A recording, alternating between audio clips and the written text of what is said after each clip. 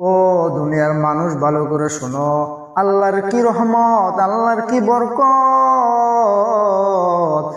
দেখুন রে ভাই, এই ধানটা একটু জমিনের মধ্যে বুনি, আমি যখন এই জমিনটার মধ্যে ধানটা যখন বুনি, আস্তে আস্তে কয়েকদিন চাইলে বড় হয়।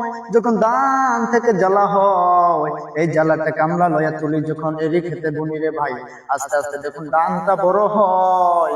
আল্লাহর কি রহমত, বরকত রে ভাই। দেখুন আস্তে আস্তে যখন ধান বড় হয়, কাশি দিয়া যখন কামলারা কাইঠা ওই বাড়িতে লয়া যায়, বাড়িতে লয়া যায় দেখি ধান সিদ্ধ কইরা যখন ধানটা রোদে শুকাইয়া যখন মেলতনে ভাঙ্গি রে ভাই, এই ধানটা ভাঙ্গি নাই চাল হয়। এই চালটা যখন বাদ দিয়ে খড়ি দিয়ে আবার আমরা আন্দি রে ভাই, আন্দি দেয়, আমরা খাইয়া দেখো যখন ওই পায়খানারে ভাই হাগি। তোমরা তো সকলেই পায়খানা যায় ফেলাই দো, কিন্তু আমার মালিক যে দানটা দিল, তোমরা কি একবার বলছিলা কি আলহামদুলিল্লাহ?